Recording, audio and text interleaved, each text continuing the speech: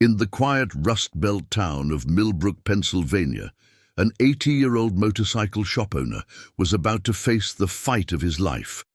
What started as a routine evening of closing up his repair shop took a shocking turn when he came face to face with three leather-clad enforcers demanding protection money. Freddie "Pops" Gill wasn't your typical elderly shopkeeper. For over 5 decades, he had spent his life serving fellow veterans, known for his unwavering moral compass and fierce loyalty.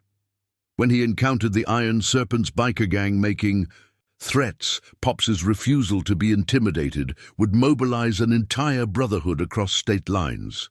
What began as a simple shakedown would become legend when 50 Marine veterans on Harleys descended like thunder to protect their own. Before we jump back in, tell us where you're tuning in from, and if this story touches you, make sure you're subscribed, because tomorrow I've saved something extra special for you. The morning sun filtered through the grimy windows of Gill's motorcycle repair, casting golden rectangles across the concrete floor where oil stains told stories of 40 years in business. Freddie "Pops" Gill moved with the deliberate precision of a man who'd learned long ago that rushing led to mistakes, and mistakes in his line of work, whether fixing carburetors or surviving firefights, could be fatal. At 80, his hands still possessed the steady confidence of a Marine, even if they trembled slightly when he thought no one was looking. He pulled the dust cover off the 1947 Harley-Davidson knucklehead that had been his passion project for the better part of 6 months. The bike's chrome caught the light like a promise, though its engine remained stubbornly silent. Some folks might call it a waste of time, restoring something so old when newer models ran better, lasted longer. But Pops understood the value of preserving things that had earned their place in history. The knucklehead had rolled off the assembly line the same year he'd been born. They'd both survived wars, outlasted presidents, and buried more friends than they cared to count. "Morning, Pops." Miguel Santos pushed through the front door, carrying 2 cups of coffee from the diner across the street. The 28-year-old moved with the careful alertness of someone still adjusting to civilian life, his eyes automatically scanning the shop's corners before settling on his employer. Wrench. Pops accepted the coffee with a grateful nod. Miguel had been working for him for 8 months now, ever since Danny Martinez had called asking if Pops could help out a young Marine who was struggling with the transition home. The kid was talented with engines, had gentle hands, despite the scars that traced his knuckles like a roadmap of Afghanistan's unforgiving terrain. Miguel settled onto his workbench, wrapping his fingers around the coffee cup like it might anchor him to the present moment. "Sleep any better last night?" "Some." Miguel's answer carried the weight of someone who measured sleep in minutes rather than hours. Had that dream again, the one with the convoy. Pops didn't press for details. In 43 years of running this shop, he'd learned that some stories came out when they were ready, and others never did. Both responses were acceptable forms of survival. "Dreams got a way of visiting when they want to," Pop said, adjusting his work light over the Harley's engine. "Question is whether you let them set up permanent residence or just acknowledge they stopped by." The bell above the door chimed as Tommy Rev Washington entered, his presence filling the small space with a calm that seemed to emanate from somewhere deeper than his 72 years. The retired chaplain moved slowly but purposefully, his walking cane tapping a steady rhythm against the concrete floor. "Tuesday morning theology session," Tommy announced, settling into the worn leather chair that Pops kept specifically for their weekly conversations. "Question for today. If God intended man to fly, why did he give us motorcycles?" Miguel managed a smile, the first genuine one Pops had seen from him all week. "Because flying's too easy. God wanted us to feel the road." Smart boy. Tommy's approval carried the authority of someone who'd counseled Marines through 3 different wars. Pops, that knucklehead giving you trouble again? She's not giving me trouble, we're negotiating. Pops removed the carburetor with practiced movements, his weathered hands treating the vintage parts with the reverence of a surgeon. Some things can't be rushed. Tommy poured himself coffee from the pot Pops kept on a hot plate near the register. The chaplain had an uncanny ability to sense when the conversations in this shop needed spiritual guidance, though he rarely offered it directly. Instead, he asked questions that led people to their own answers, a technique that had served him well in foxholes and confession tents. "Miguel, how's that Triumph running?" Tommy asked, settling back into his chair. "Like she was born for the road." Miguel's voice carried pride mixed with gratitude. Pops had sold him the bike at cost, claiming it needed someone who'd appreciate its history. "Took her up to the state park yesterday. First long ride since." He didn't finish the sentence, but both older men understood. The first long ride since coming home. Since learning that freedom could feel more terrifying than captivity when you'd spent months checking every shadow for threats. The morning passed in comfortable rhythms, the soft clink of tools, the occasional rumble of a motorcycle pulling into the lot, the easy conversation of men who'd learned to find peace in small moments. Frank Kowalski stopped by to pick up his Sportster, spending 20 minutes discussing the Steelers' chances this season. Bill Henderson brought his Dyna in for a tune-up and stayed for coffee, sharing stories about his grandson's first Little League game. To outsiders, Gill's motorcycle repair might have looked like any small-town business struggling to compete with chain stores and online retailers. But Pops had built something more valuable than profit margins. He'd created Sanctuary, a place where veterans could speak in the shorthand of shared experience, where silence meant understanding rather than judgment, where the smell of motor oil mixed with coffee created an atmosphere that felt like coming home. The tranquility shattered. When Deputy Sarah Chen's patrol car pulled into the lot, its presence immediately shifting the shop's energy. Sarah entered with the measured gait of someone accustomed to walking into potentially volatile situations, her uniform crisp, despite the humid Pennsylvania morning. "Pops." She nodded to each man in turn. "Tommy, Miguel, Deputy Chen." Pops wiped his hands on a rag, noting the tension in her shoulders. Sarah visited regularly for motorcycle maintenance and veteran camaraderie, but this felt different, official. "I need to talk to you about something." Sarah glanced at Miguel and Tommy, then back to Pops. "We've had some incidents in town. Businesses being approached by individuals asking for protection payments." Tommy's coffee cup paused halfway to his lips. Miguel's hand tightened around his wrench. "What kind of individuals?" Pops asked, though his tone suggested he already suspected the answer. "Motorcycle gang. Call themselves the Iron Serpents. They've hit 3 businesses on Main Street in the past week: bakery, hardware store, and the pharmacy." "Anyone hurt?" "Not yet, but their persuasion methods are escalating." Sarah's voice carried the frustration of a law enforcement officer dealing with criminals who understood the fine line between intimidation and prosecutable assault. "They're smart. Stay just on the legal side of threats." Pops returned to the Harley's carburetor, his movements steady despite the new information. "Appreciate the heads up, Deputy. But I've been handling troublemakers longer than some of these boys have been breathing." "Pops." Sarah's voice carried a warning he'd heard before, the same tone military commanders used when trying to talk sense into Marines who confused. "Courage with stupidity.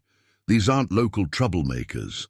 They're organized, experienced, and they don't respect age or military service. Then they'll learn something about respect." Pops didn't look up from his work, but Miguel noticed the subtle shift in his posture, shoulders squaring, spine straightening. The old Marine was still in there, ready to surface when needed.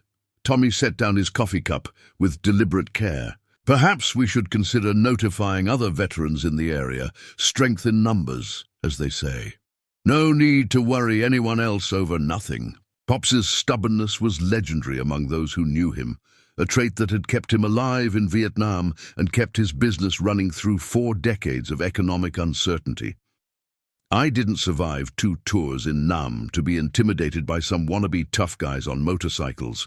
Sarah exchanged a glance with Tommy, recognizing the futility of arguing with a man whose definition of compromise was agreeing to disagree while doing exactly what he'd planned from the beginning. The sound of motorcycles approaching made all 4 occupants of the shop freeze. Heavy engines running loud and deliberate, show bikes designed for intimidation rather than performance. Through the front window, they watched 3 motorcycles cruise slowly past, their riders' faces hidden behind dark helmets and sunglasses. The bikes didn't stop, but their message was clear. They were marking territory, identifying targets, sending the kind of subtle threat that couldn't be reported to police but understood by anyone who'd spent time in hostile territory. "Seems like nothing found you first," Sarah said quietly. Pops continued working on the carburetor, but Miguel noticed the older man's peripheral awareness had shifted into high alert. The same watchful tension that had kept him alive in jungle firefights 50 years ago. The motorcycles disappeared. Around the corner, their engine noise fading into the distance. But the atmosphere in the shop had changed permanently. The sanctuary Pops had built over 4 decades suddenly felt fragile, threatened by forces that respected neither age nor burnt honor. Tommy's walking cane tapped once against the concrete floor, a sound that somehow conveyed both warning and readiness. Miguel's hand moved unconsciously to his pocket, where he kept the challenge coin Danny Martinez had given him, a reminder that he wasn't alone in this world, that brotherhood extended beyond active duty. Sarah lingered by the door, torn between her duty to protect and serve and her loyalty to the veteran community that had welcomed her home from Iraq. "Pops, promise me you'll call if they show up again. I'll handle it." His answer was final, delivered with the quiet authority of someone accustomed to making decisions that couldn't be undone. As Sarah's patrol car pulled away, the shop fell into an uneasy silence. The morning's peace had been replaced by something more familiar to all 3 men. The hyper-awareness that came before battle, the knowledge that choices made in the coming hours would determine whether the sanctuary they'd built would survive or crumble. Outside, the sun continued its climb toward noon, indifferent to the storm clouds gathering in a small motorcycle shop in a Rust-Belt town where old warriors had hoped to find peace but were preparing once again for war. The silence that followed. Sarah's departure stretched across the shop like a held breath. Pops continued his methodical work on the knucklehead's carburetor, but Miguel noticed the older man's movements had taken on the deliberate precision of someone preparing for conflict. Rather than simply maintaining machinery, Tommy remained in his chair, though his fingers now drummed against his walking cane in a rhythm that suggested wheels turning behind his calm exterior. "Those weren't locals," Miguel said finally, breaking the tension. "No." Pops set down his wrench and looked directly at his young employee. "Question is whether they know what they're walking into." 3 blocks away, Jake Bulldog Harrison gunned his Sportster as he led 2 other Iron Serpents down Main Street, his leather vest displaying the gang's distinctive serpent wrapped around a skull.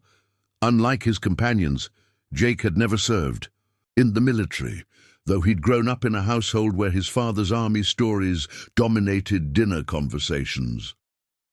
The old man had died still waiting for his son to enlist, a disappointment that Jake carried like shrapnel beneath his skin.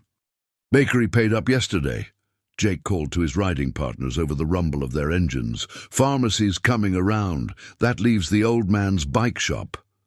Behind them, keeping a careful distance, Razor McKinnon observed the reconnaissance, run with growing unease. The Iron Serpents president had built his reputation on calculated risks and strategic thinking, traits that had served him well during his army deployment until everything went sideways in Afghanistan. Unlike Jake, Razor understood the difference between intimidating civilians and tangling with people who'd been trained to fight back. The motorcycle shop they'd surveilled that morning bothered him in ways he couldn't articulate. The older man working on the vintage Harley had moved with the unconscious alertness of someone accustomed to hostile environments. The younger guy had the telltale posture of recent military service. And the old black man in the chair, Razor had seen enough military chaplains to recognize the breed. At Murphy's Diner, 3 of the Iron Serpents parked their bikes in a formation designed to project dominance. Inside, the usual lunch crowd of construction workers and retirees fell silent as the leather-clad figures claimed a corner booth. Jake's eyes swept the room with predatory satisfaction, noting how conversations died and how people avoided making eye contact. "This town's got potential," Jake told his companions, Viper and Snake, gang names that reflected more imagination than intelligence. Soft targets, no real law enforcement presence, and close enough to the interstate for easy escape routes. Viper, whose real name was Tim Bradley and who'd spent more time in county lockup than any legitimate employment, nodded agreement. That deputy looked like she'd rather write parking tickets than deal with real problems. What none of them noticed was the elderly man in the opposite corner, wearing a faded Semper Fi cap and slowly eating apple pie while listening to every word. Frank Kowalski had been keeping his mouth shut and his ears open since the bikers arrived, a skill learned during 2 tours in Korea. When they finally left, Frank would make a phone call to Danny Martinez because veterans looked after their own. Back at the shop, the afternoon brought its usual parade of customers, but the atmosphere remained charged with unspoken tension. When local business owner Carol Fleming stopped by to ask Pops about motorcycle safety classes for her teenage son, she mentioned the strange men who'd visited her hardware store. "Seemed polite enough at first," Carol said, accepting a cup of coffee from Tommy. "Asked about the neighborhood, how business was doing, whether we had any problems with theft or vandalism." "Then what?" Miguel asked, though his tone suggested he already knew the answer. "Then they suggested I might want to consider their security services. Said things could get dangerous for small businesses without proper protection." Carol's voice carried the frustration of someone who'd worked 16-hour days to build something from nothing, only to have strangers threaten it with casual cruelty. "When I said I wasn't interested, they got specific about what could happen to unprotected businesses." Pops's jaw tightened, but his voice remained steady. "You call the police? What am I supposed to tell them? That some bikers made vague suggestions about security? They never actually threatened anything specific." Carol shook her head. "But the way they looked at my inventory, like they were already deciding what to break first." After Carol left, the shop fell back into uneasy quiet. Miguel worked on a routine maintenance job, but his attention kept drifting to the windows. Tommy read from a worn paperback theology book, though his eyes regularly scanned the street, beyond the glass. Pops's phone rang just after 3 o'clock. The voice on the other end was gravelly, familiar, and carrying the weight of someone who'd seen too much in too many places. "Freddie? It's Danny Martinez. Frank Kowalski called me about some trouble heading your way." Miguel hesitated at the door, torn between loyalty and self-preservation. "Pops, if those guys come back, they'll learn something about Marines they didn't teach in whatever school they attended." Pops looked up from the Harley, his weathered face carrying the quiet confidence of someone who'd faced worse threats in darker places. "Now get out of here, before you make me worry about protecting you instead of myself." After Miguel and Tommy left, Pops moved through his evening routine. With deliberate care, he locked the front door but left the lights on, creating the impression of normal business operations while securing his flanks. The roll-up door in back remained unlocked, Sometimes the best defense was allowing your enemy to choose the battlefield. You'd already prepared. He retrieved a thermos of coffee from his office and settled onto a stool beside the knucklehead, positioning himself where he could monitor both entrances while maintaining access to his tools. To any observer, he might have looked like an old man working late on a stubborn engine, but his peripheral awareness encompassed every shadow, every sound, every shift in the street's rhythm. The Iron Serpents arrived at 7:15, their engines announcing their presence 3 blocks away. Pops didn't look up from the carburetor he was allegedly adjusting, but his hearing tracked their approach with the precision of someone who'd once used similar audio cues to distinguish between friendly patrols and enemy movement. 3 bikes, heavy touring models running loud pipes for intimidation rather than performance. They parked in a loose formation outside the front door, close enough to project dominance, far enough apart to prevent being trapped by a single counter-move. Jake "Bulldog" Harrison led the group, his swagger preceding him through the front door like a bad cologne. Behind him came Viper and a third man Pops didn't recognize. Younger, nervous, probably new to this particular type of persuasion. "Evening," Jake called out with false friendliness, his eyes automatically cataloging the shop's layout, inventory, and potential weapons. "Hope we're not disturbing anything important." Pops continued his work without looking up. "Shop's closed. You need something fixed. Come back tomorrow morning." "Oh, we're not here about motorcycles." Jake moved closer, noting how the old man's hands remained steady despite the obvious threat. "We're here about security, community protection services. Don't need any protection." Pop set down his wrench and looked directly at Jake for the first time. "Been protecting myself since before you were born." Jake's smile widened, though it never reached his eyes. "Yeah, we heard you were military. Vietnam, right? That's real respectable, old-timer. But that was a long time ago, and this ain't the jungle." "No," Pops agreed quietly. "It's not." Something in his tone made Viper shift uncomfortably, though Jake was too focused on establishing dominance to notice the warning signs. "See, the thing is," Jake continued, "neighborhood's changing. Lot of crime moving through the area. Businesses getting vandalized. Inventory walking away in the night. Terrible thing when a man spends his whole life building something just to watch it get destroyed by random violence." Pops wiped his hands on a rag with deliberate care. "You threatening me, son?" "Threatening?" Jake's laugh carried mock indignation. "Hell no. We're offering to help. For a reasonable monthly fee, we make sure nothing bad happens to your shop. Think of us as insurance. Already got insurance. Not the kind we're talking about." Jake stepped closer, entering what military personnel called the danger zone, close enough to launch a physical attack, but far enough to maintain the pretense of conversation. "See, insurance companies don't prevent problems. They just pay. Out after the damage is done. We prevent the problems from happening in the first place."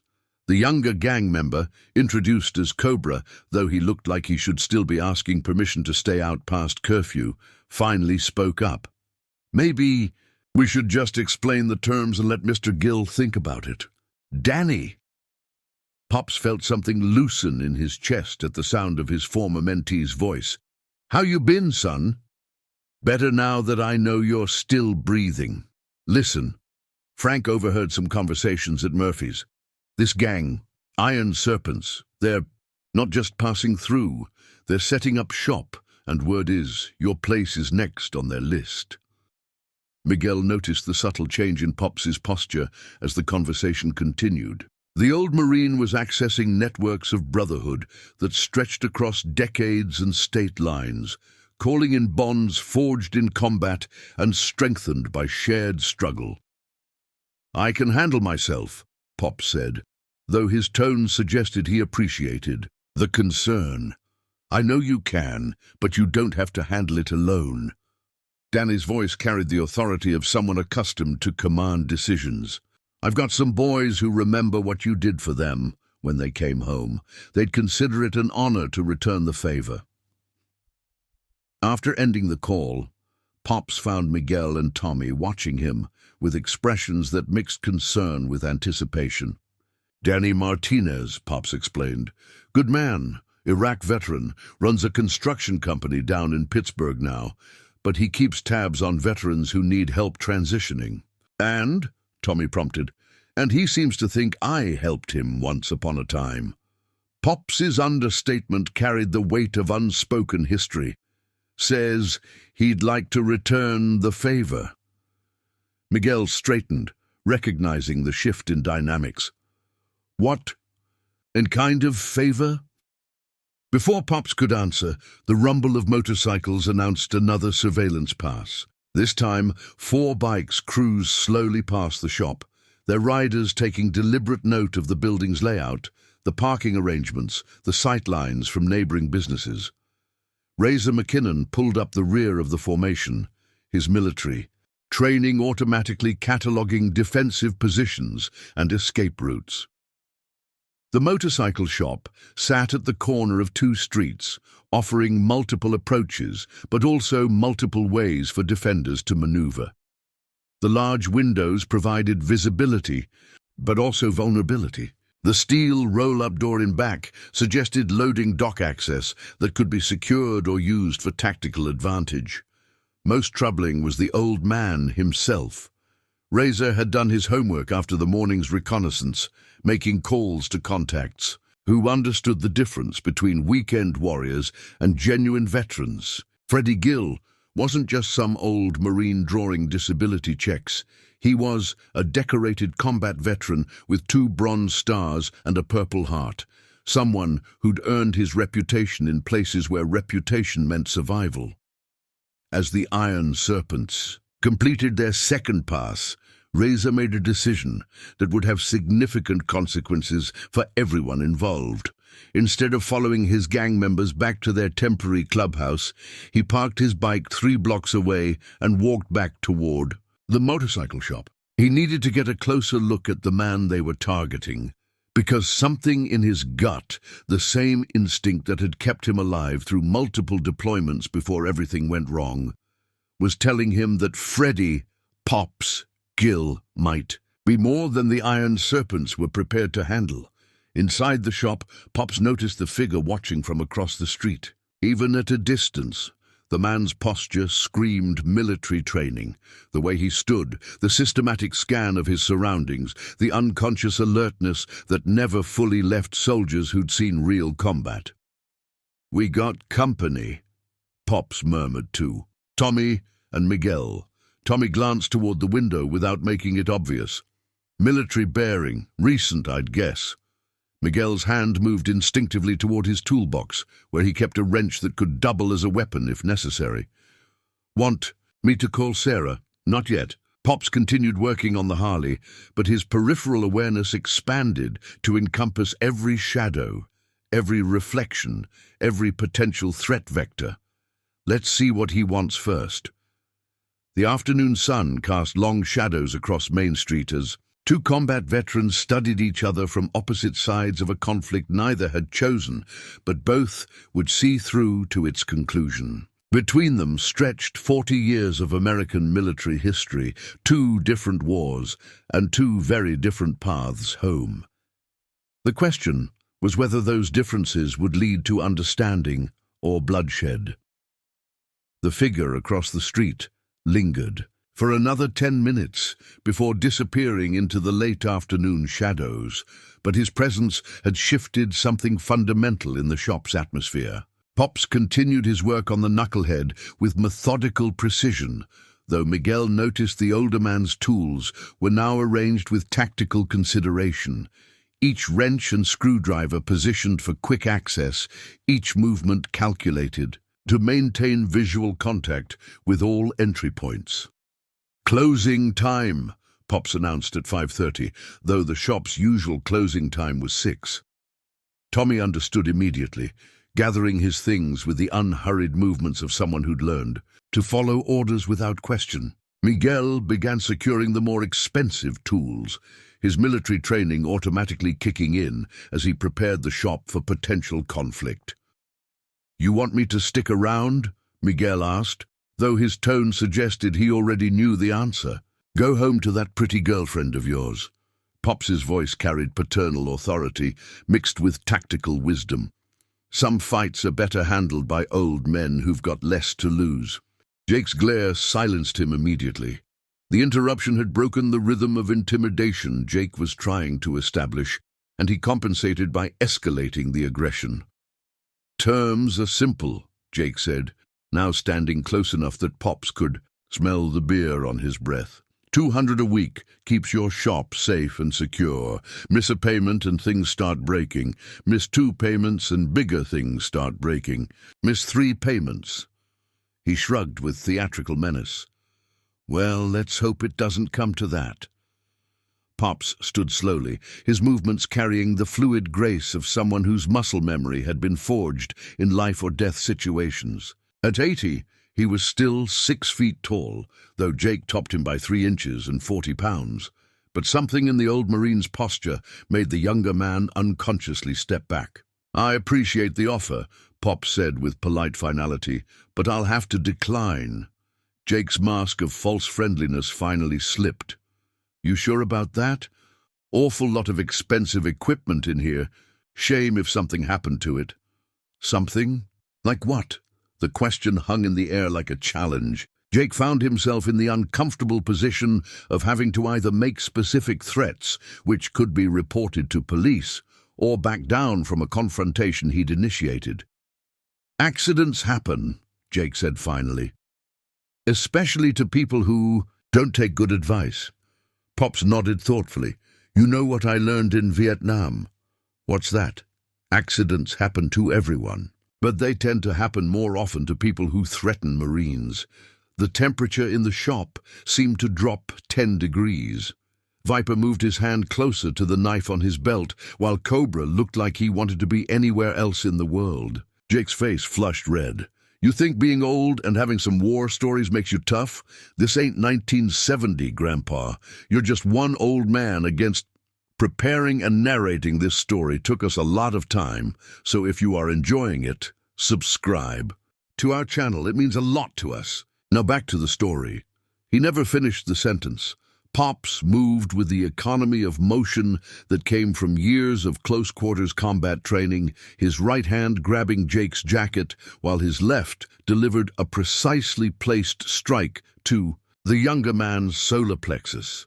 Jake doubled over, gasping for air he couldn't find. "Against what?"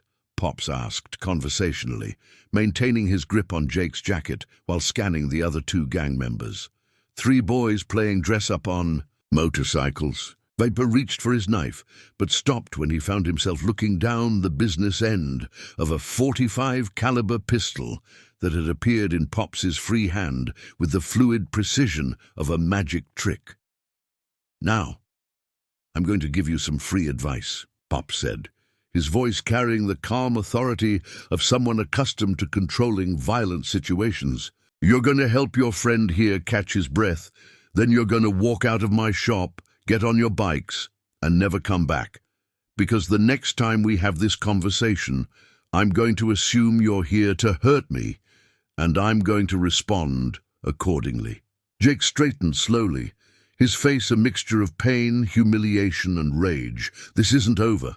"Yes," Pop said quietly, "it is."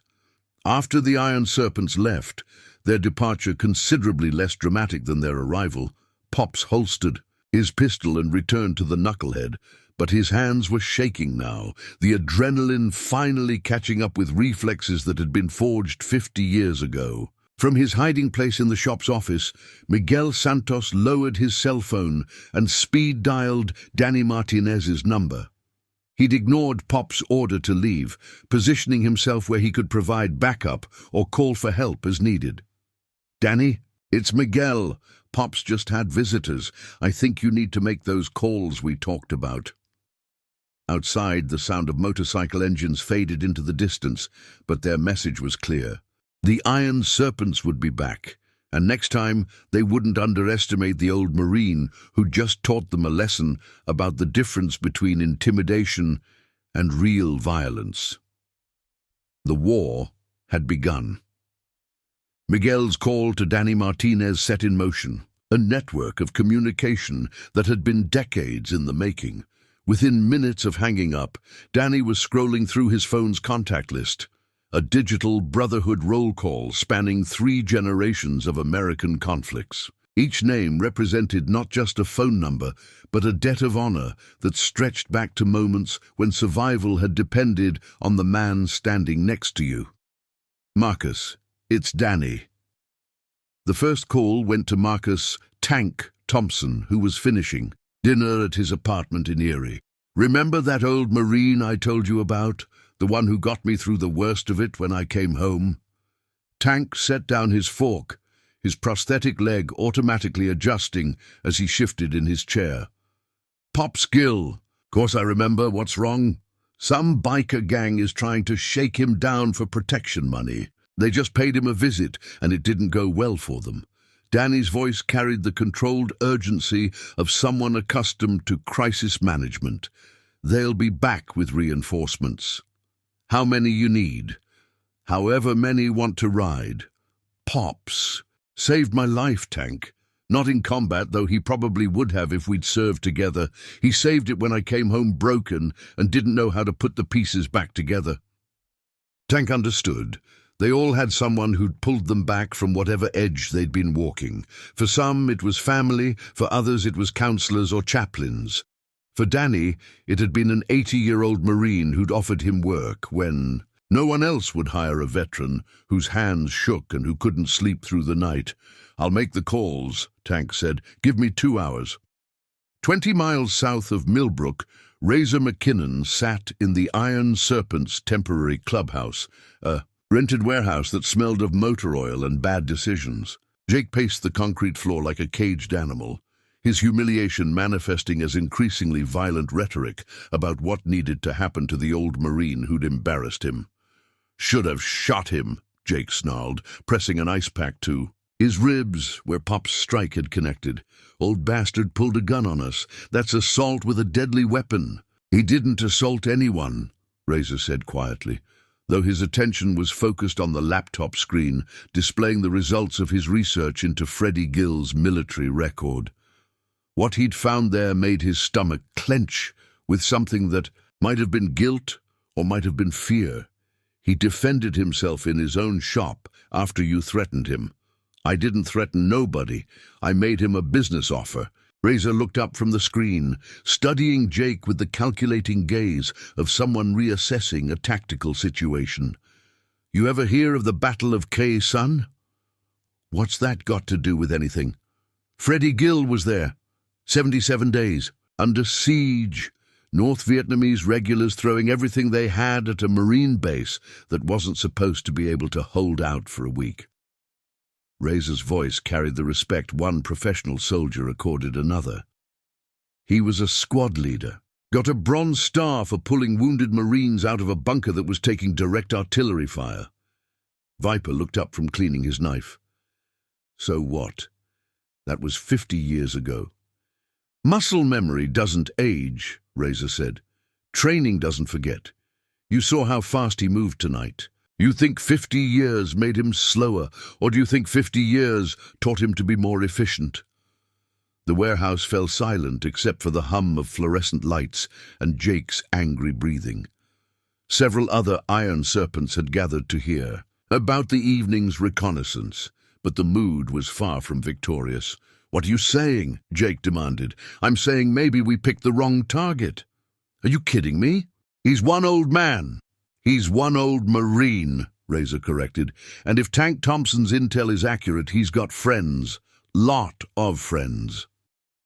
Meanwhile, Sarah Chen sat in her patrol car outside the sheriff's station, staring at her phone and wrestling with divided loyalties that were tearing her apart from the inside.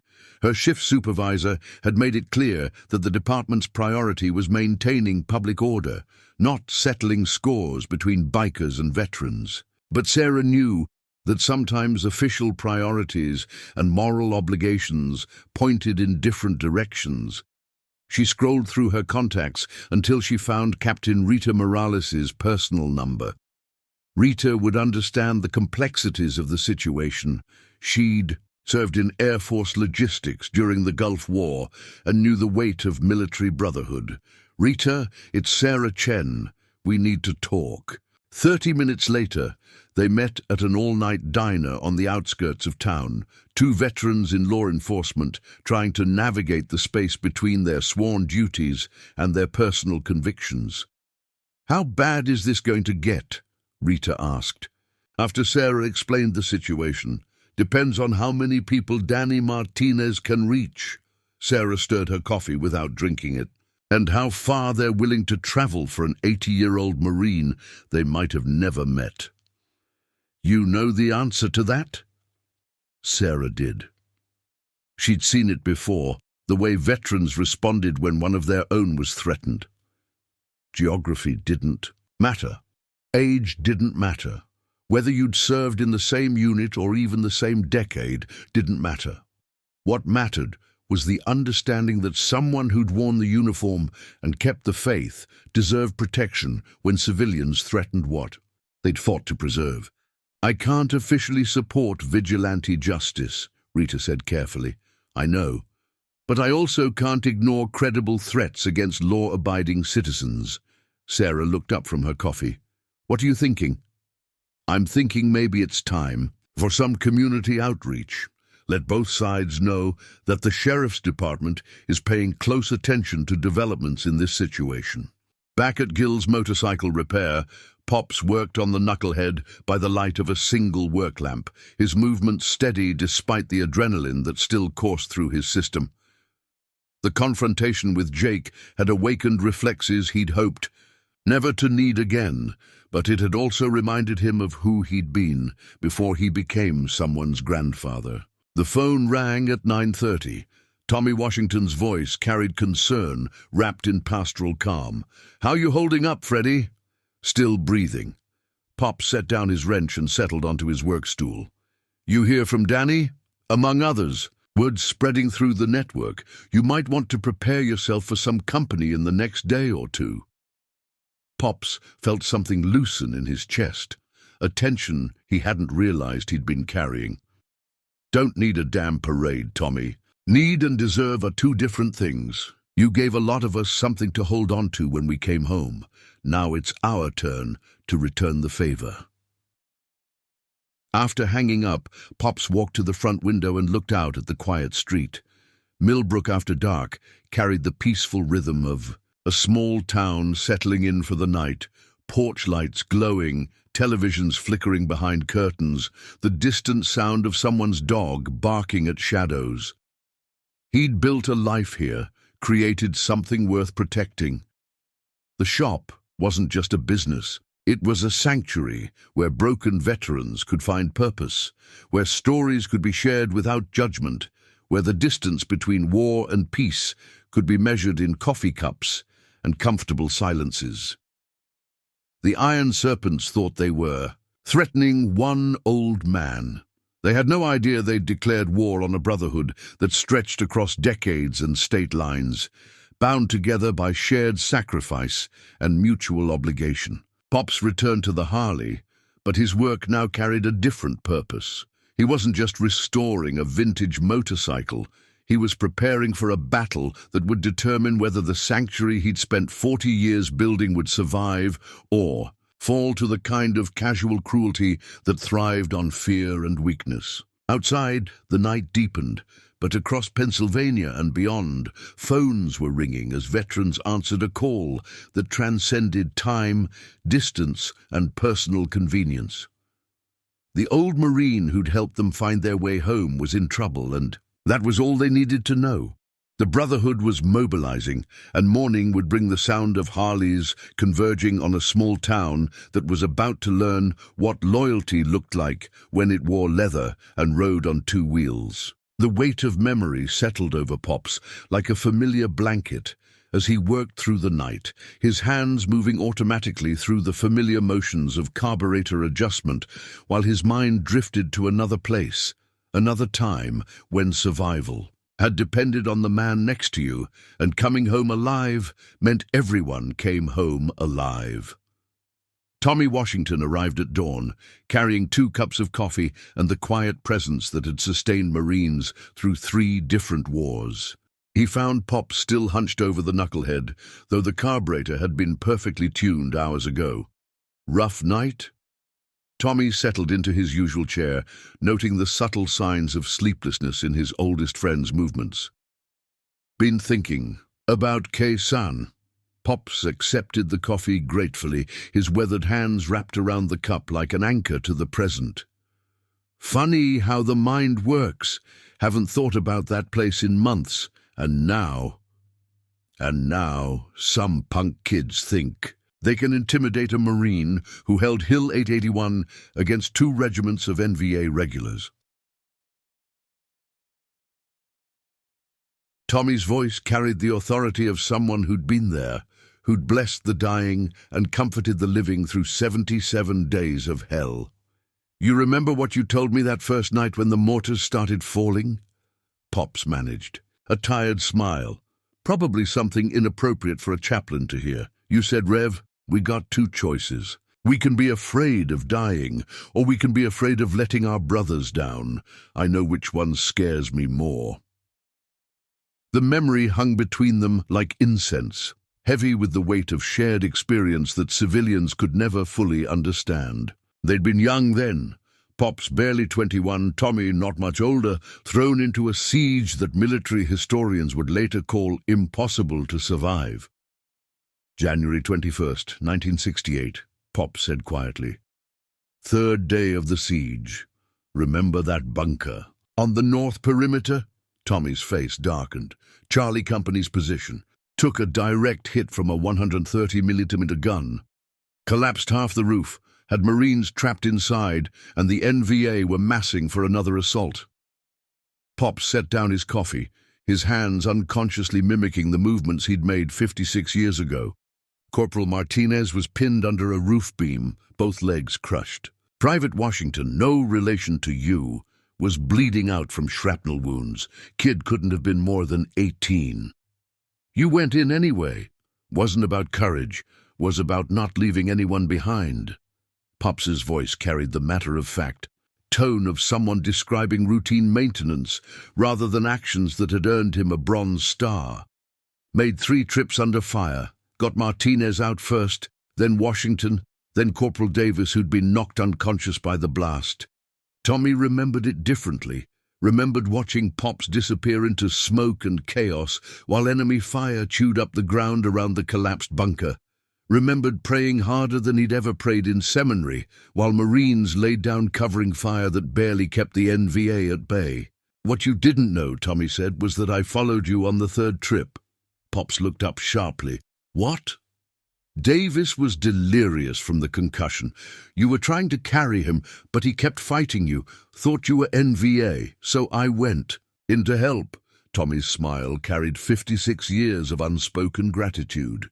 You didn't abandon me then, and I'm sure as hell not abandoning you now. 30 miles away, in a construction trailer that served as the headquarters for Martinez Construction, Danny Diesel Martinez stared at a map of Pennsylvania marked with red pins representing every veteran he'd contacted in the past 12 hours. Each pin represented not just a potential ally, but a story of transformation. Broken soldiers who'd found purpose, lost Marines who'd discovered new missions, damaged men who'd learned to heal by helping others heal. His phone rang for the 10th time that morning. The voice on the other end was gravelly, tired, but determined. Danny, it's Carl Robertson from Altoona. Tank Thompson called me about your situation. Carl. Danny remembered him, Desert Storm veteran who'd lost his left arm to an IED and spent years thinking his fighting days were over. You don't have to. The hell I don't.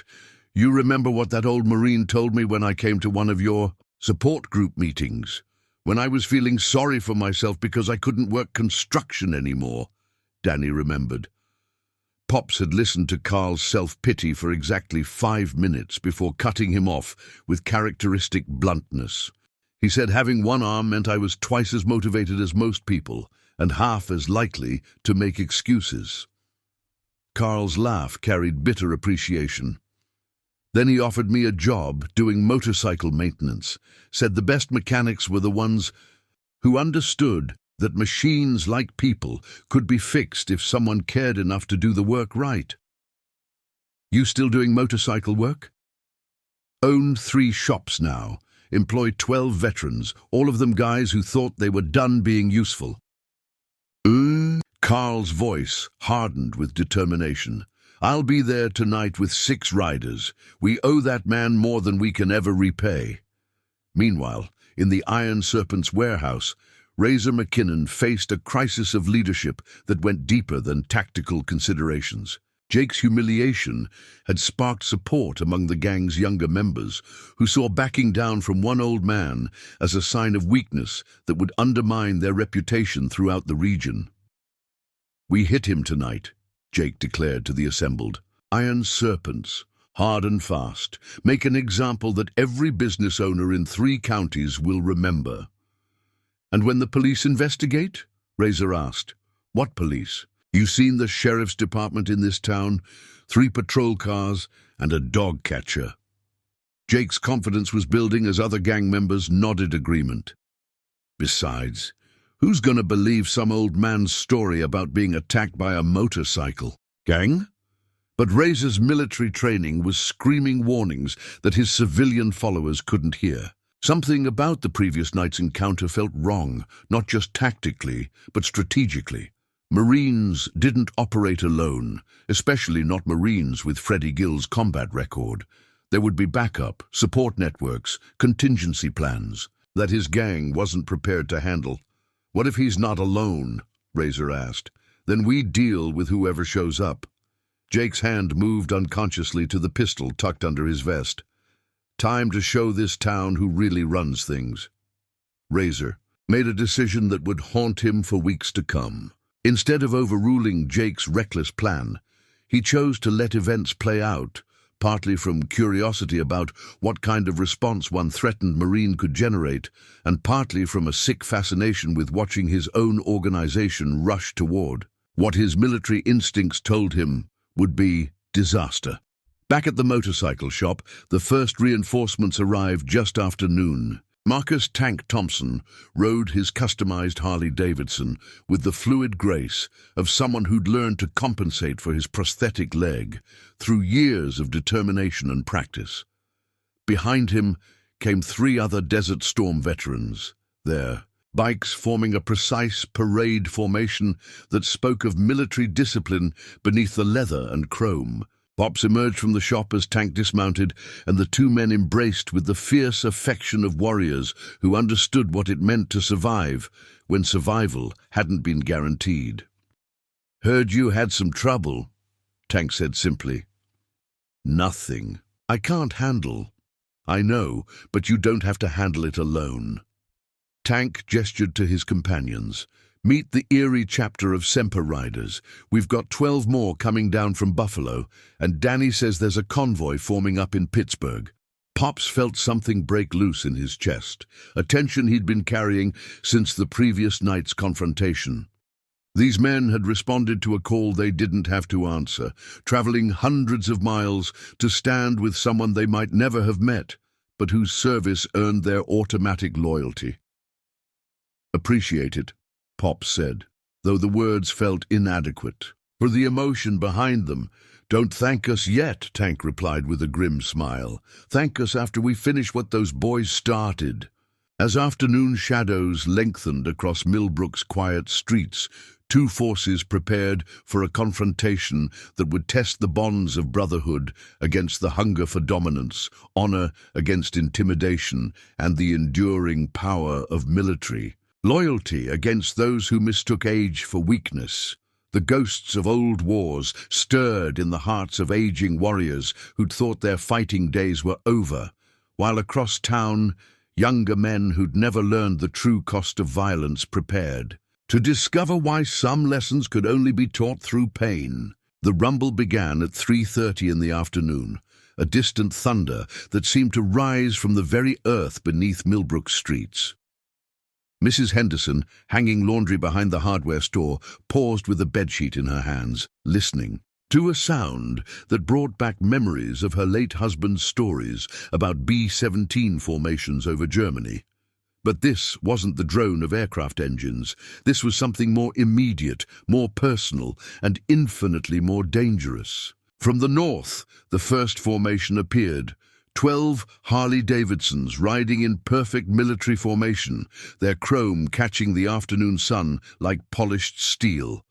Danny Diesel Martinez led the column, his bearing carrying the authority of someone accustomed to command responsibility. Behind him rode veterans of Iraq and Afghanistan, their leather vests marked not with gang colors but with unit patches, campaign ribbons converted to embroidered memories, and the subdued dignity of men who'd earned their place in this brotherhood through blood and sacrifice. The southern approach brought Tank Thompson's Erie contingent, their formations slightly looser but no less disciplined. Tank rode point, despite his prosthetic leg, his customized Harley, a testament to the principle that adaptation was just another word for overcoming obstacles. Behind him came Desert Storm veterans, whose grey hair and careful movements spoke of bodies that had absorbed punishment in service to their country and were still willing to absorb more in service to their brothers. From the east, a third group emerged from the Pennsylvania hills. 8 riders led by a grizzled Vietnam veteran named Rodriguez, who'd served with the 1st Marine Division and still carried shrapnel in his hip from a mortar round that should have killed him in 1969. His riders were a mix of conflicts: Vietnam, Grenada, Panama, Lebanon, men whose service records read like a 40-year history of American military intervention. Captain Rita Morales watched the convergence from her office window, her coffee growing cold as she counted motorcycles and tried to calculate the implications of what she was witnessing. Her phone had been ringing all afternoon. State police, asking questions she couldn't answer, county sheriff requesting clarification on jurisdiction, and Mayor Thompson demanding to know why a small-town protection racket had suddenly attracted what looked like a military operation. "Sarah!" she called to Deputy Chen, who was monitoring radio traffic with the focused intensity of someone expecting trouble. "How many so far?" 37 confirmed arrivals, 3 more groups inbound from the scanner traffic. Sarah's voice carried the measured calm of someone whose training was overriding her personal investment in the situation. Danny Martinez has been coordinating with dispatch, keeping everything legal and above board. No traffic violations, no noise ordinances broken, everyone properly licensed and insured. Rita nodded grimly. Whatever else these veterans were. Planning? They understood the importance of maintaining legal cover. This wasn't a mob gathering.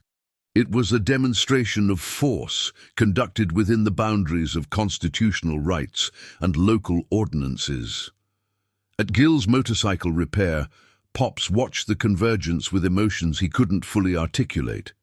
Each arriving group stopped first, at his shop, not for instructions or briefings, but for the simple courtesy of paying respects to the man whose crisis had brought them together. Handshakes were firm but brief, conversations limited to essential information, but the underlying message was unmistakable. Whatever happened next, Freddie Gill would not face it alone. Miguel Santos had returned despite Pops's earlier dismissal, ostensibly to help with the sudden influx of motorcycles requiring parking space and minor maintenance. But his real purpose was evident in the way he positioned himself near the shop's entrance, his military training automatically assessing fields of fire and escape routes while maintaining the facade of routine work. "Pops," Danny approached, his old mentor, with the respect of someone addressing a superior officer. We've got 42 riders here now, with at least 8 more coming in before dark. How do you want to handle this?" Pops looked out at the sea of motorcycles surrounding his shop, Harleys and Indians and vintage Triumphs, each machine representing not just transportation, but a lifestyle choice, a declaration of independence from a civilian world that often didn't understand what its veterans carried home from their wars. "Don't want this to be about intimidation," Pops said finally. "These boys think they can push around one old Marine. They need to understand they're taking on all of us. But we do this right. No one gets hurt unless they choose to make it about violence." Tommy Washington emerged from the shop carrying a large coffee pot and a sleeve of paper cups. At 72, he moved slowly but with purpose, his presence immediately calming the heightened energy of armed men preparing for confrontation.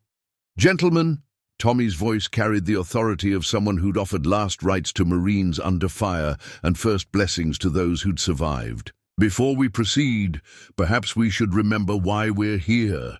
This isn't about revenge or proving points. This is about protecting one of our own and demonstrating that some values don't fade with age." The impromptu gathering fell silent as Tommy's words reminded them of principles that transcended tactical considerations. These weren't gang members looking for trouble. They were veterans answering a call that reached deeper than civilian law or personal convenience. Across town, the Iron Serpents were dealing with their own crisis of confidence. The sight of dozens of military veterans converging on Millbrook had shattered Jake's assumptions about facing isolated opposition. His swagger had evaporated as scout reports described formation riding, disciplined parking arrangements, and the unmistakable bearing of men who'd been trained to fight as units rather than individuals. "Maybe we should reconsider," Viper suggested, though his tone lacked conviction. "Those aren't weekend warriors out there. That's real military." "So what?" Jake's voice carried desperation masked as bravado. "They're still just old men playing dress-up. We've got youth, speed, and modern weapons." But Razor McKinnon was studying reconnaissance photos taken with a telephoto lens, and what he saw there made his stomach clench with recognition. The way the veterans had arranged their motorcycles spoke of tactical thinking, overlapping fields of observation, multiple escape routes, defensive positions that could be held against superior numbers. These men hadn't just served in the military, they remembered their training and were applying it to civilian circumstances. "Jake," Razor said quietly, "I think we need to walk away from this one." "Walk away?" Jake's face flushed with rage. "In front of the whole gang, after that old bastard humiliated me. We'd lose every territory we've claimed. Better than losing our lives." The argument that followed would determine the course of events for everyone involved. Jake's pride and Razor's pragmatism represented two different philosophies of leadership, two different approaches to conflict resolution, and two different understandings of what it meant to face opponents who'd been trained to kill efficiently and without hesitation. As evening approached, Millbrook found itself balanced on the edge of violence. Two groups of motorcycle riders faced each other across a small town that had never asked to become a battleground, while law enforcement struggled to maintain order, without triggering the very confrontation they were trying to prevent. The stage was set for a demonstration of force that would test every assumption about age, experience, and the enduring bonds of military brotherhood. The only question was whether wisdom would prevail over pride, or whether the streets of a quiet Pennsylvania town would run red with the blood of men who'd already given too much in service to their country. In the gathering dusk, 42 Marine veterans prepared to remind anyone who'd forgotten that there was no such thing as a former Marine. Only Marines who'd been temporarily assigned to civilian duty and were ready to resume active service. Whenever their brothers called, the Iron Serpents warehouse felt like a pressure cooker as darkness settled over Millbrook. Jake paced the concrete floor with increasing agitation, his humiliation from the previous night festering into something dangerous and unpredictable.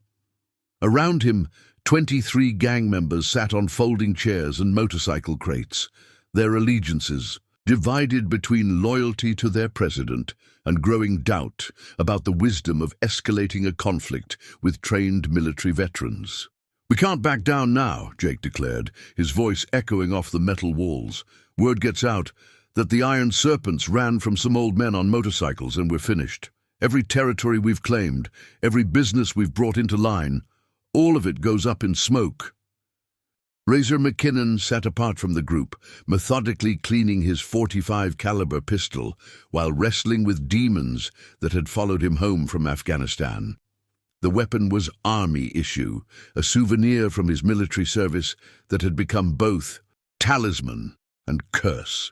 Every time he held it, he remembered the incident that had ended his career, a moment of poor judgment that had cost lives and earned him a dishonorable discharge that still burned like acid in his chest. "You see in the intel reports?" Razor asked without looking up from his weapon.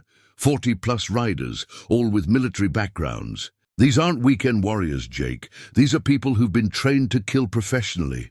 "So were you," Jake shot back. "That's why you're our president. That's why we follow your lead."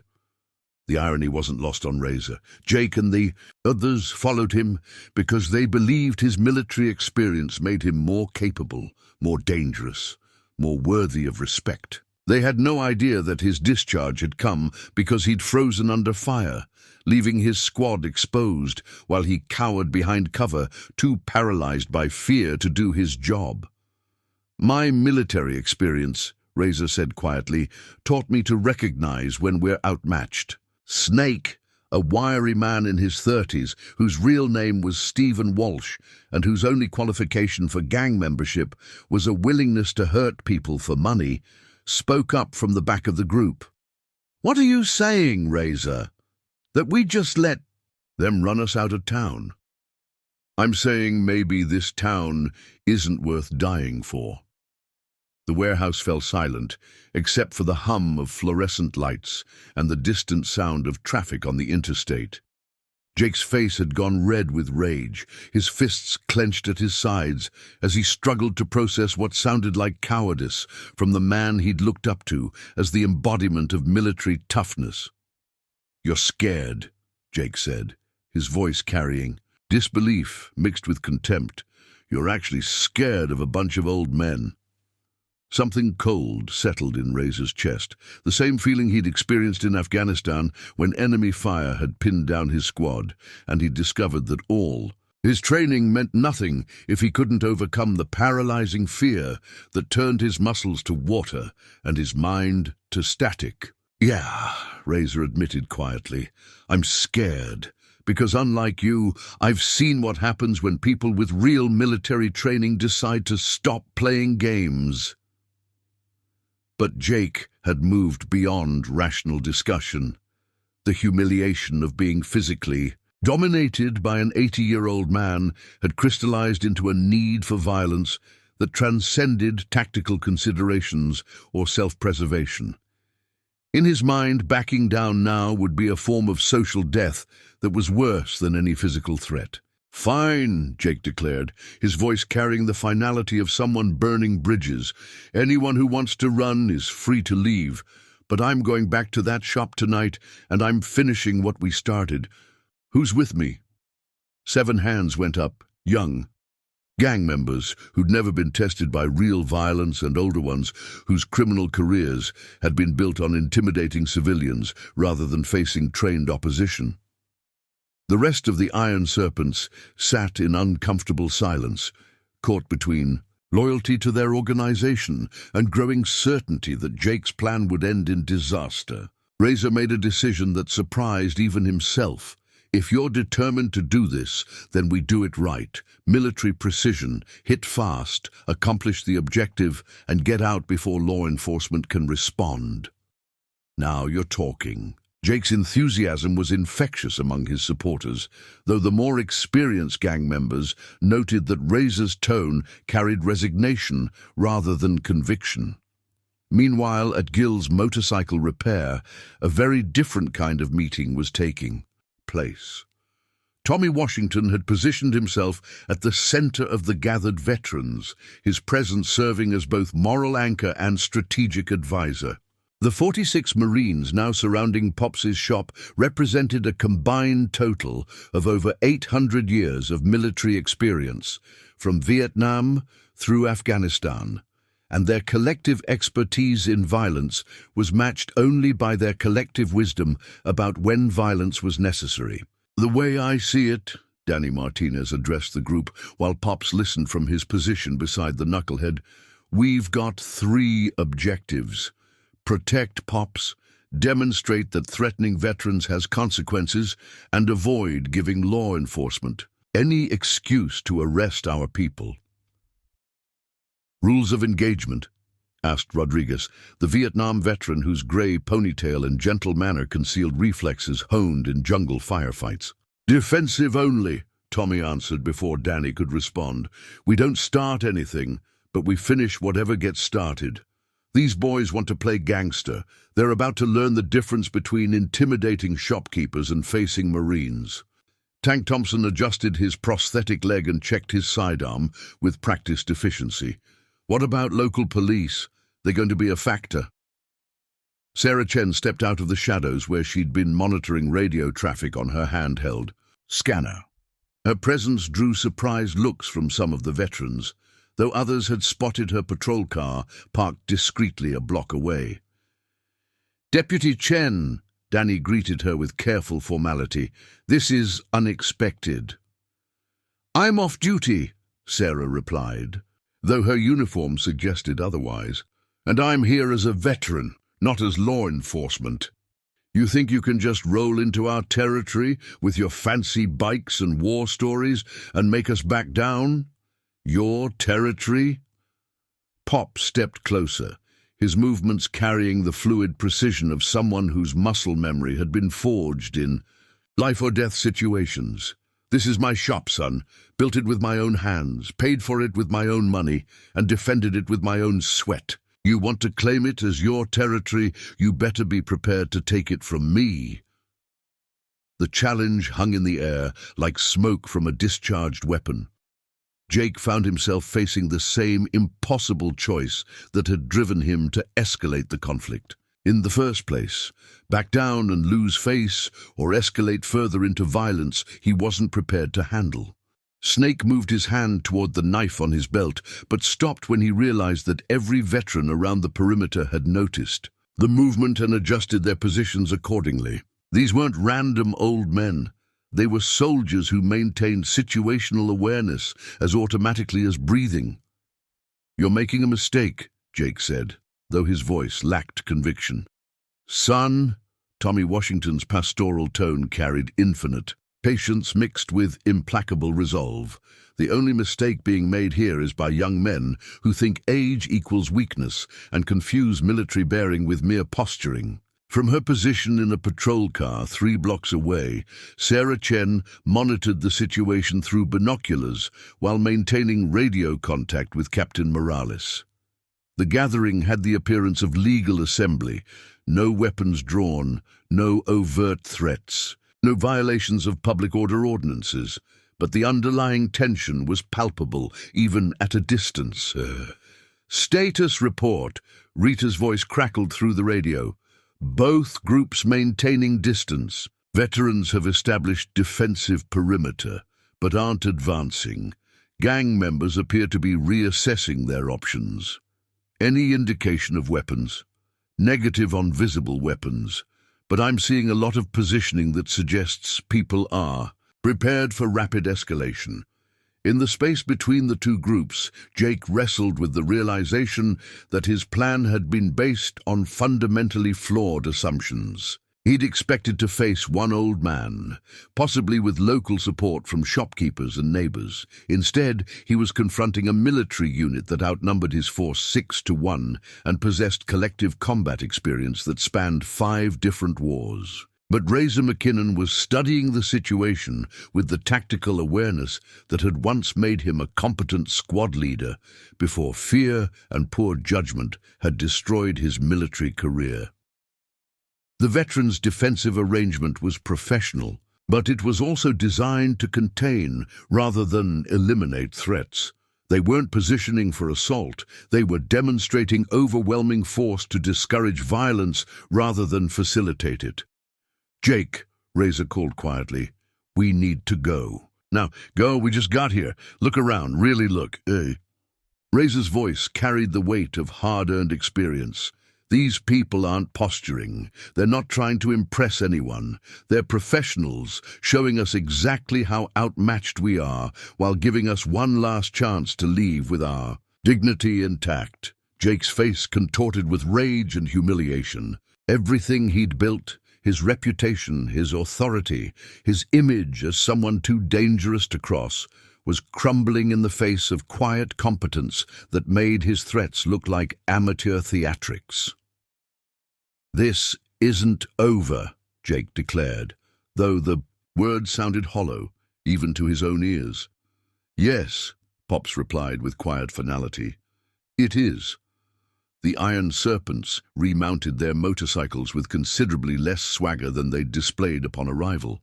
As they prepared to leave, Razor caught Pops's eye and offered the slightest nod, one former soldier acknowledging another's superior position and tactical execution. The sound of 8 Harleys departing into the night carried relief, mixed with anticlimax. The confrontation that everyone had expected to end in violence had instead concluded with a demonstration of force so overwhelming that resistance became pointless. As the veterans began to disperse, returning to motel rooms and campsites for the night, Miguel Santos approached Pops with obvious amazement. "That's it? They just left?" "Sometimes," Tommy Washington observed with pastoral wisdom, "the best victory is the one that doesn't require casualties." But Pops was watching the taillights of the departing motorcycles with the wariness of someone who understood that defeated enemies could be more dangerous than active ones. Jake's humiliation was complete now, and men like that sometimes chose destruction over surrender. The battle was over, but the war might just be beginning. 9:30 p.m. brought the sound of approaching thunder. 8 Harley-Davidsons running hard pipes and bad intentions. The Iron Serpents rode in loose formation down Main Street, their headlights cutting through the darkness like searchlights probing for targets. Jake led the column, his face a mask of grim determination that barely concealed the rage burning beneath. Behind him rode the 7 gang members who'd chosen loyalty over survival, their weapons hidden but ready, their minds focused on violence as the solution to problems they didn't fully understand. What they discovered at Gill's motorcycle repair shattered every assumption they'd made about the evening's probable outcome. The shop was surrounded by a defensive perimeter that spoke of military planning and professional execution.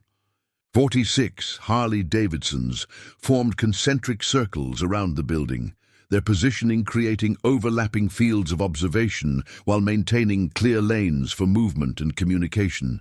She paused, looking around at the assembled Marines, though I should mention that Captain Morales has positioned units to respond quickly if this situation escalates beyond what she considers acceptable parameters.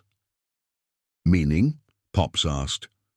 "Meaning she understands why you're all here, and she's not going to interfere unless someone starts shooting." Sarah's tone carried the weight of official policy mixed with personal sympathy. "But if shots are fired, she's going to have to treat this as a criminal matter rather than a community dispute." Miguel Santos emerged from the shop, carrying a pot of fresh coffee and surveying the gathering with the wide-eyed amazement of someone witnessing history in the making. At 28, he was the youngest veteran present, and the sight of so many older Marines willing to risk arrest or injury for a brother they might never have met was both inspiring and humbling. "Pops," Miguel approached his employer with obvious reverence, "whatever happens tonight, I want you to know that working for you these past 8 months has been the first time since Afghanistan that I've felt like I belonged somewhere." The simple statement carried more weight than any tactical briefing or strategic discussion. It reminded everyone present of what they were really protecting. Not just one man's shop, but the idea that veterans could create safe spaces for each other, sanctuaries where the invisible wounds of war could heal through shared understanding and mutual support. As full darkness settled over Millbrook, 2 very different groups prepared for confrontation. The Iron Serpents armed themselves with weapons and bravado, while the Marines around Pops's shop armed themselves with discipline, experience, and the unshakable conviction that some fights were worth having regardless of the personal cost. The question was no longer whether violence would occur, but whether it would serve justice or merely satisfy the wounded pride of men who'd never learned the difference between strength and cruelty. In the distance, the first rumble of approaching motorcycles announced that the final act of this drama was about to begin. 9:30 p.m. brought the sound of approaching thunder. 8 Harley-Davidsons running hard pipes and bad intentions. The Iron Serpents rode in loose formation down Main Street, their headlights cutting through the darkness like searchlights probing for targets. Jake led the column, his face a mask of grim determination that barely concealed the rage burning beneath. Behind him rode the 7 gang members who'd chosen loyalty over survival, their weapons hidden but ready, their minds focused on violence as the solution to problems they didn't fully understand. What they discovered at Gill's motorcycle repair shattered every assumption they'd made about the evening's probable outcome. The shop was surrounded by a defensive perimeter that spoke of military planning and professional execution. 46 Harley-Davidsons formed concentric circles around the building, their positioning creating overlapping fields of observation while maintaining clear lanes for movement and communication. Veterans stood beside their machines with the relaxed alertness of people accustomed to hostile environments, their ages ranging from late 20s to early 80s, but their bearing uniformly professional. "Jesus Christ," Viper whispered as the Iron Serpents slowed to survey the scene. "It's like a damn army base." Jake's confidence wavered for the first time since leaving the warehouse. The sight of so many veterans arranged in obvious defensive positions made it clear that whatever happened next would be planned, coordinated, and executed with military precision. These weren't random old men on motorcycles. They were soldiers temporarily assigned to civilian duty and ready to resume active operations. But retreat was no longer an option. Too many bridges had been burned, too many declarations made. Jake's leadership of the Iron Serpents depended on his willingness to follow through on threats, regardless of tactical reality or personal safety. "We stick to the plan," Jake announced, though his voice lacked its earlier conviction. "Fast and hard, make our point and get out."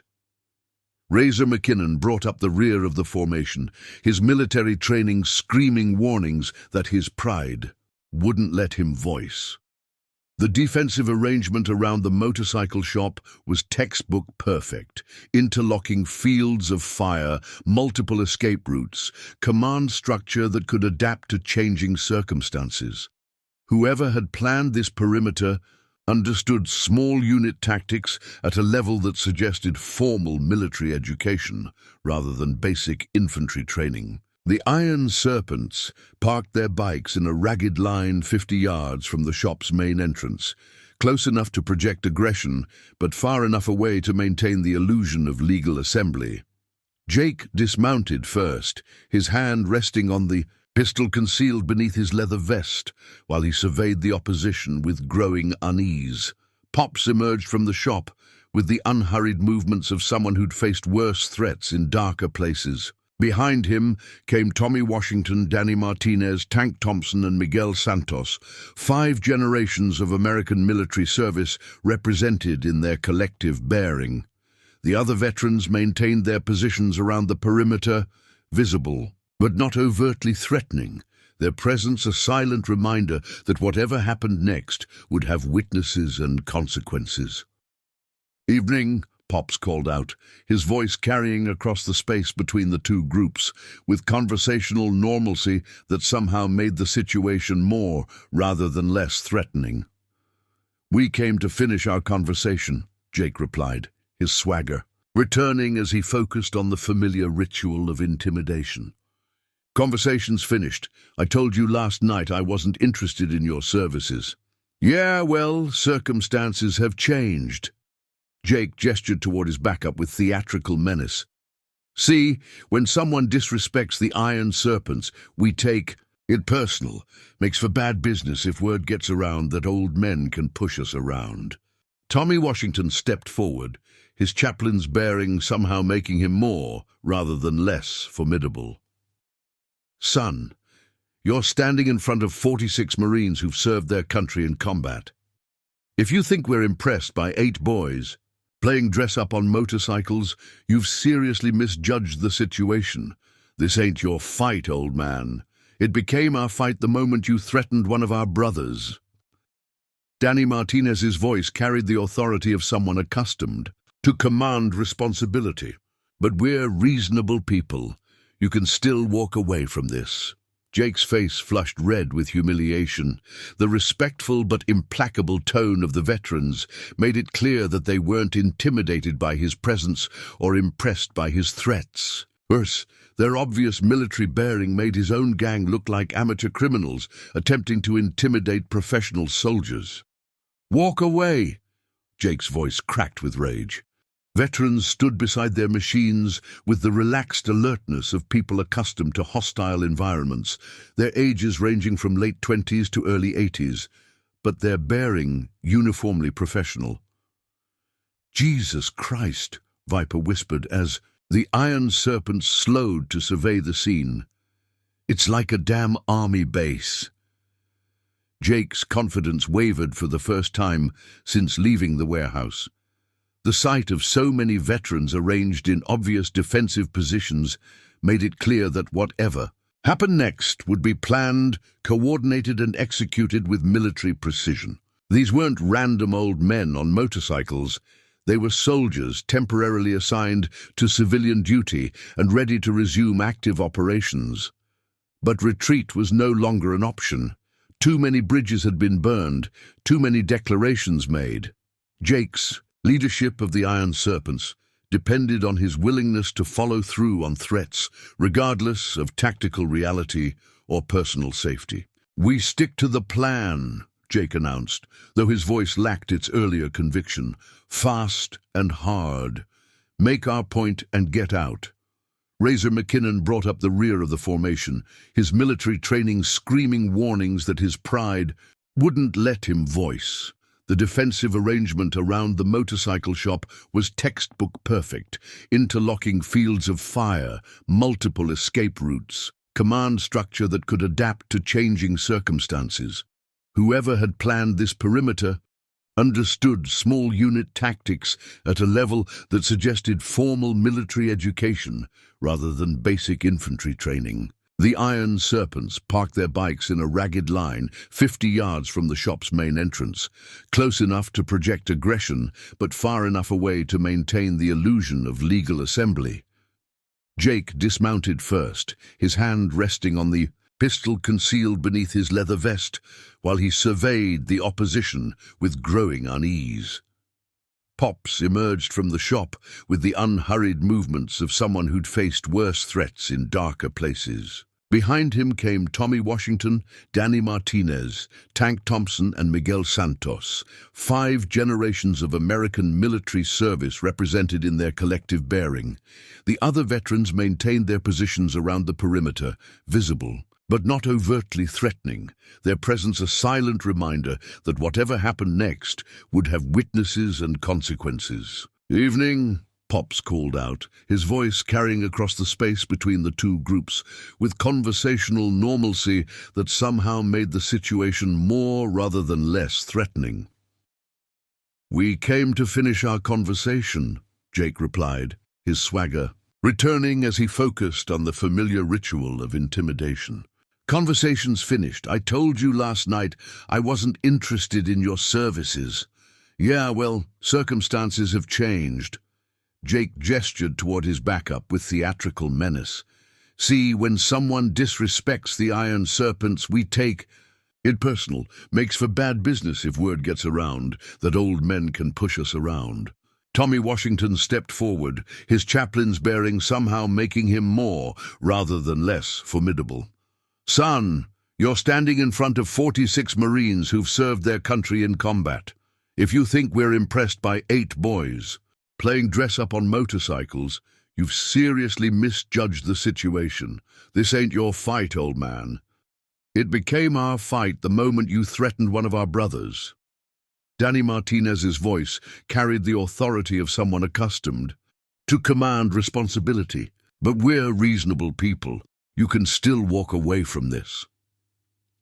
Jake's face flushed red with humiliation. The respectful but implacable tone of the veterans made it clear that they weren't intimidated by his presence or impressed by his threats. Worse, their obvious military bearing made his own gang look like amateur criminals attempting to intimidate professional soldiers. "Walk away?" Jake's voice cracked with rage. "You think you can just roll into our territory with your fancy bikes and war stories and make us back down? Your territory." Pops stepped closer, his movements carrying the fluid precision of someone whose muscle memory had been forged in life-or-death situations. "This is my shop, son. Built it with my own hands, paid for it with my own money, and defended it with my own sweat. You want to claim it as your territory, you better be prepared to take it from me." The challenge hung in the air, like smoke from a discharged weapon. Jake found himself facing the same impossible choice that had driven him to escalate the conflict. In the first place, back down and lose face or escalate further into violence he wasn't prepared to handle. Snake moved his hand toward the knife on his belt, but stopped when he realized that every veteran around the perimeter had noticed the movement and adjusted their positions accordingly. These weren't random old men. They were soldiers who maintained situational awareness as automatically as breathing. "You're making a mistake," Jake said, though his voice lacked conviction. "Son?" Tommy Washington's pastoral tone carried infinite patience mixed with implacable resolve. "The only mistake being made here is by young men who think age equals weakness and confuse military bearing with mere posturing." From her position in a patrol car 3 blocks away, Sarah Chen monitored the situation through binoculars while maintaining radio contact with Captain Morales. The gathering had the appearance of legal assembly. No weapons drawn, no overt threats, no violations of public order ordinances, but the underlying tension was palpable even at a distance. "Status report," Rita's voice crackled through the radio. "Both groups maintaining distance. Veterans have established defensive perimeter but aren't advancing. Gang members appear to be reassessing their options." "Any indication of weapons?" "Negative on visible weapons, but I'm seeing a lot of positioning that suggests people are prepared for rapid escalation." In the space between the two groups, Jake wrestled with the realization that his plan had been based on fundamentally flawed assumptions. He'd expected to face one old man, possibly with local support from shopkeepers and neighbors. Instead, he was confronting a military unit that outnumbered his force 6-1 and possessed collective combat experience that spanned 5 different wars. But Razor McKinnon was studying the situation with the tactical awareness that had once made him a competent squad leader, before fear and poor judgment had destroyed his military career. The veteran's defensive arrangement was professional, but it was also designed to contain rather than eliminate threats. They weren't positioning for assault, They were demonstrating overwhelming force to discourage violence rather than facilitate it. "Jake," Razor called quietly, "we need to go. Now." "Go? We just got here. Look around, really look." Razor's voice carried the weight of hard-earned experience. "These people aren't posturing. They're not trying to impress anyone. They're professionals showing us exactly how outmatched we are while giving us one last chance to leave with our dignity intact." Jake's face contorted with rage and humiliation. Everything he'd built, his reputation, his authority, his image as someone too dangerous to cross, was crumbling in the face of quiet competence that made his threats look like amateur theatrics. "This isn't over," Jake declared, though the words sounded hollow even to his own ears. "Yes," Pops replied with quiet finality, "it is." The Iron Serpents remounted their motorcycles with considerably less swagger than they'd displayed upon arrival. As they prepared to leave, Razor caught Pops's eye and offered the slightest nod, one former soldier acknowledging another's superior position and tactical execution. The sound of 8 Harleys departing into the night carried relief mixed with anticlimax.